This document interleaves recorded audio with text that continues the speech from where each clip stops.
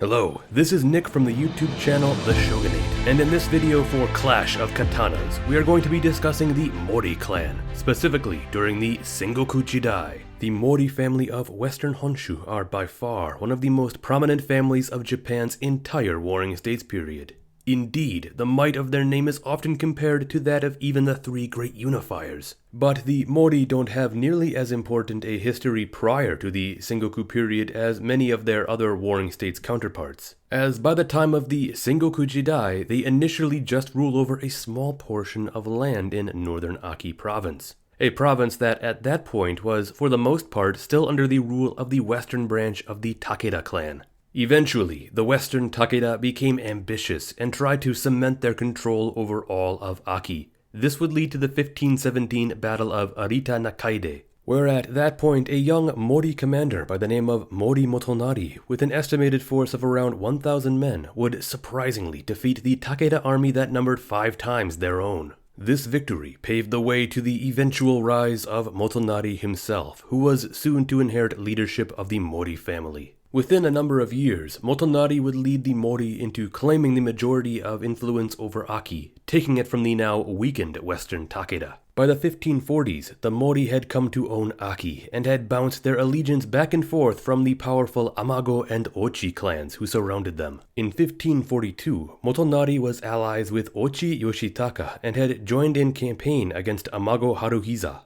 However, in their great siege of Gasan-tora, they would both be defeated by an Amago counterattack that resulted in massive casualties and nearly cost Motonari his life. After that day, Ochi Yoshitaka turned away from military conquest to the anger of his army. In 1551, an Ochi retainer named Sue Harukata staged a successful coup against Yoshitaka and assumed control over the Ochi clan, immediately coming into conflict against the Mori. Yet Motonari would ultimately defeat him in the historic Battle of Miyajima in 1555, where not long after, the Mori would then conquer the remaining Ochi territory. With ownership of now 3 provinces, the Mori would turn their attention to the Amago, who they would crush by 1566. Motonari, in the span of around 3 decades after cementing rule over Aki, had grown the Mori family from a small speck on the map to now the true owners of Western Honshu, the Chugoku region. Their influence could now be felt across the land, and especially in Kyushu and Shikoku, where Mori power became an ever-constant threat. Motonari would die in 1571,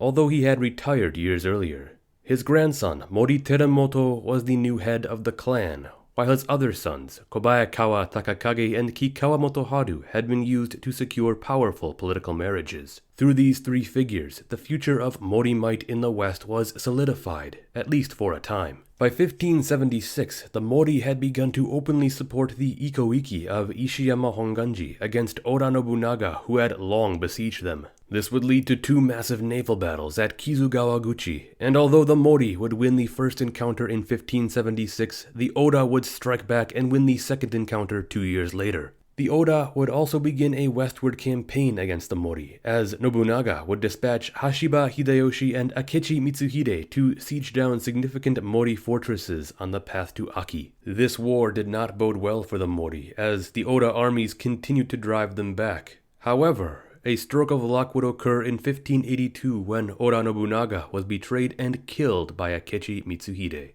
This resulted in a swift truce with Hideyoshi, who rushed back to face Mitsuhide. In the aftermath, Hashiba, soon to be Toyotomi Hideyoshi, became Nobunaga's successor, and he enjoyed a solid relationship with the Mori. In essence, the Mori sort of fell under his influence over time, and would take part in many of his campaigns going forward. By 1590, Hideyoshi had unified the land, and within a couple of years would launch his massive invasion of Korea. The Mori would take part in the war, as they were situated in the west and were close to Korea. Yet, following Hideyoshi's death in 1598, Mori Terumoto had been made one of the Gotairo, the Council of 5 Regents or Elders, significant figures who were to rule the country and watch over Hideyoshi's son and heir Hideyori until he came of age. This did not stop Tokugawa Ieyasu from challenging this order, however, and in 1600 the Battle of Sekigahara would occur to decide what the fate would be for the future of the country. It is here we see how Terumoto was a bit indecisive by nature, not sure whether he should support Ieyasu or not, and then later, when he chose to stand against Ieyasu, allowed Ishida Mitsunari to order him around, despite Terumoto being named the Grand Commander of the Western Army. In the end, Mori loyalists who were actually at the Battle of Sekigahara would decide not to follow their own orders in protest during the course of the battle, one of the many factors that aided in Ieyasu's eventual victory on the field.